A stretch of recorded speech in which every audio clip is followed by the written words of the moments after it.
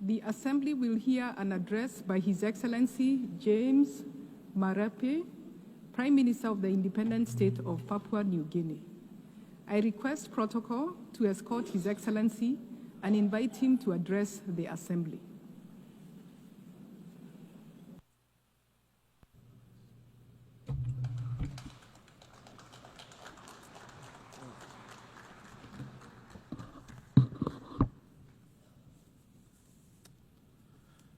Madam President, congratulations on your election to the presidency of the 88th session of the United Nations General Assembly. I want to also thank the outgoing president for his wonderful work. Secretary General, Excellencies, distinguished delegates, ladies and gentlemen. Firstly, on behalf of my country, Papua New Guinea, I want to say thank you to Almighty God, the Creator God, for the care of my country the last 50 years. It is truly with deep honor that I bring to this assembly warm greetings from the 10 million people of my country. Just a few days ago, we celebrated 50 years of our independence, and very soon, on the 10th of October, we will mark 50 years since we joined the United Nations. And I want to say, 50 years on, we have been proud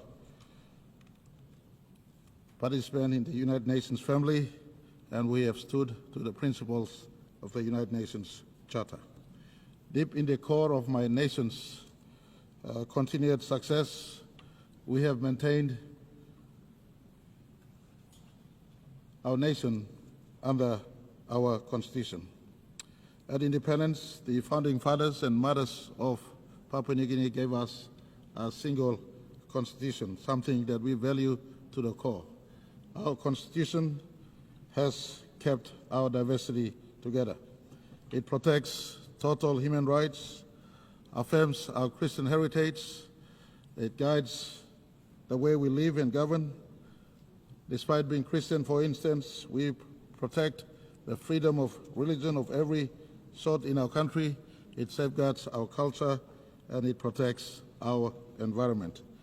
Papua New Guinea is home to extraordinary diversity. Since time past, over 1,000 tribes have lived, over 850 languages thrive in the 600 islands that we call Papua New Guinea today. It is this one constitution that binds my country into a symphony of one nation, one people, one country. And I want to say thank you very much to the fathers of my country and to the mothers of my country who have given this wonderful constitution that protects the democracy we have today. I want to also acknowledge the work of our churches, who alongside state has delivered education, health, and community services that has contributed to holding my country together. For this, we are forever grateful. I want to say deep in the heart of this Constitution, it preserves human rights and human dignity. And we coexist amongst ourselves. If you look into PNG today, we got mosque for our Muslim brothers and sisters. We have Hindus who practice their Hindu faith. We have many religions in our country. Our Constitution, whilst pronounced our Christian faith, tolerates diversity of religion, diversity of people's opinion, diversity of individuals' choice in as far as the practice of worship and how they want to live. In a world of so much divergence, Papua New Guinea has one or two lessons to teach the world. One of them is living amidst diversity, coexisting and living in unity. A second lesson we possibly want to speak to the world is a lesson of peace. Papua New Guinea, like many parts of the world, also has known conflicts for a decade. In fact, 14 years after independence in 1975, Bougainville Island in our country suffered extreme violence. But through dialogue under the oversight of United Nations, we've achieved the 2001 Bougainville Peace Agreement. And since then, I am happy to say not a bullet has been fired since the peace agreement was signed. We continue to resolve questions around Bougainville's future through dialogue, our Melanesian conscience, our Christian brotherhood sitting together on the table, and through our consensual process. And I want to say, Bougainville reminds us that peace can be achieved. In a world today where we struggle to find peace, I want to say peace can be found on the table of peace. I remind all who are in conflict, different conflicting parties, needless to name, peace can be found. Why don't you give peace a go? Sit on the table of peace. This morning I was pleased to hear Israel Prime Minister saying for the first time, or in fact he's been saying when re-emphasized again this morning, that Hamas, if you let go those who you capture, they could stop the war right now and then. That's a construct of peace. And I want to say, why don't we give peace a go? Hamas, for Israel conflict with you, you have the opportunity to give your people a moment of peace. This morning, Israel Prime Minister uttered that if you let go the hostages, including those that have been killed, they could stop the war now, right now.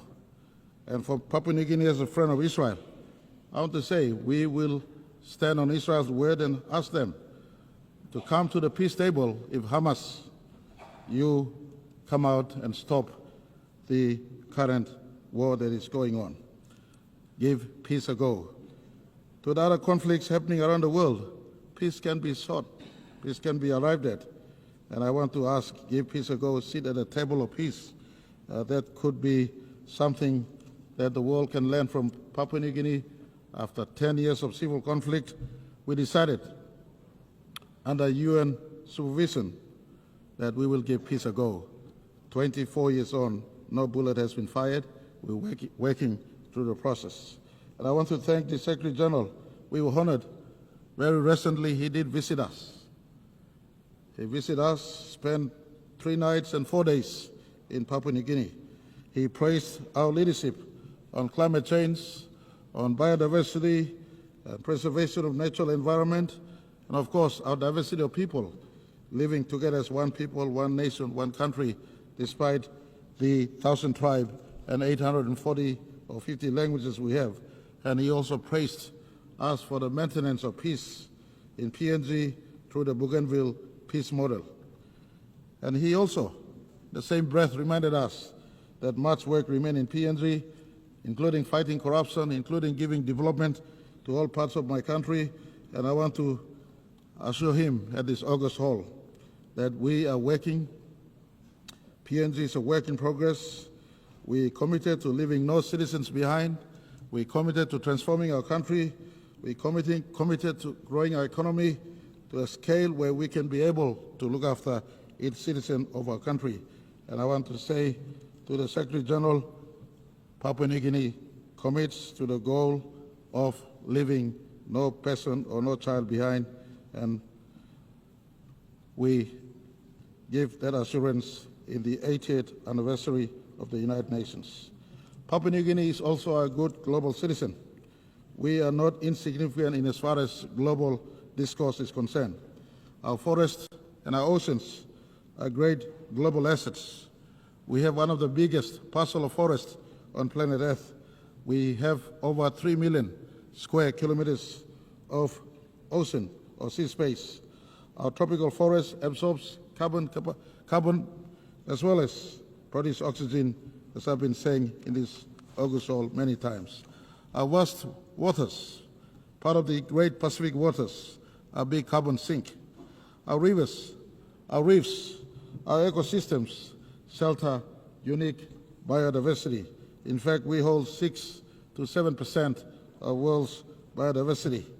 Why do I bring this up? I bring this up simply to point all of us that our planet is boiling. Our planet is in destruction mode. We must work to save our planet.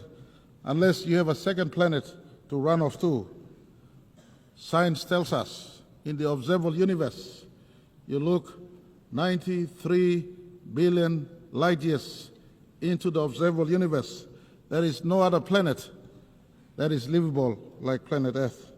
And so why destroy this one planet that has trees, that has sea, that has water, that has oxygen, that is livable for all of us? Our ancestors passed on this livable planet to us. Why are we destroying this planet?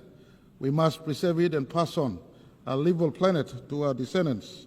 And in this vein, I want to put to all of you, those of us who are forest nations like PNG, and even ocean nations, where in our oceans biodiversity exists. PNG, with many of our Pacific Island nations, including Australia, home to one of the largest, in fact, the largest coral sea, the Coral Triangle passes through our waters. We, custodians of these global resources, ask the big carbon footprint holders, especially the G20s and the industrial nations, cut your emissions. Reform the global financial system to support those of us who hold biodiversity and are biodiversity nations, and take responsibility for your carbon footprint. Unless, and again, you have a second planet to run off to. Doesn't matter what Elon Musk does. You can look to the outer space in your lifetime. It is not feasible to fly to the nearest planet. And so let's save this one planet we have. As we face COP30 in Brazil, Papua New Guinea offers support to forest nations and ocean nations to talk about sustainable development and just due in as far as us maintaining our forests is concerned. Our carbon footprint is minimal. PNG, for instance, produces 10 million metric tons of carbon a year, yet we subsume over 100 million metric tons of carbon. Someone producing those excess carbon out there must assist me preserving my forest or our forest for the upkeep of our planet. This is a conversation very close to all of us, and I want to put to all of us in this session. This planet is destroyed. Doesn't matter what you say. Don't live in ignorance. Ask your own scientists. Scientists and scientific finding tells us our planet is warming. In fact, it is boiling as we speak. And I want to ask that the United Nations, in fact, Secretary General, His Excellency Antonio Guterres has been a strong advocate in this space. Why don't we come out and support him fully? And on this, I want to thank the United Nations for continual embrace of Papua New Guinea's aspirations and views since 1975. I want to say thank you to all our bilateral partners and multilateral partners for standing with us since 1975. I want to thank Australia for being our strongest bilateral partner to date, including allowing us to be independent peacefully in 1975.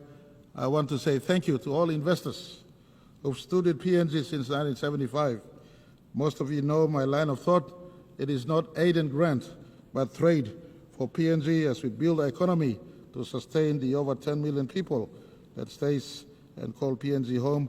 I want to thank all NGOs and churches and individuals for their enduring support to my country in our 50th year of independence and democracy. Your solidarity has kept Papua New Guinea united thus far. In closing, I want to say 50 years ago we entered this assembly as one of the youngest members. Today, 50 years on, we stand tall as a free, vibrant democracy, nation that is still united amidst our diversity, resilient and strong, working to grow our economy so that our people can be prosperous and to improve our region as well as contribute to the world around us. On behalf of Papua New Guinea, I want to congratulate United Nations for turning 80 this year, and to the world, 80 years may have passed. Some things don't change. Core values of humanity don't change. United Nations is the meeting place of the diversity we have called planet Earth, rather. Papua New Guinea has diversity in ourselves. Our diversity finds our meeting place in our national parliament, in our constitution. Likewise for humanity. Many of you may think that the United Nations is irrelevant, but Papua New Guinea at the 80th year of United Nations, I want to say the Charter is relevant. We must keep the sanctity of the United Nations running. In this place, humanity can meet. In my closing message, I want to say, unity can be found in diversity, like PNG maintains our unity in diversity. It is better together than being alone. Peace is built and sustained through dialogue and not through war. This one planet must be preserved for all generations. Thank you very much. Thank you too much. On behalf of Papua New Guinea, I say thank you all for listening.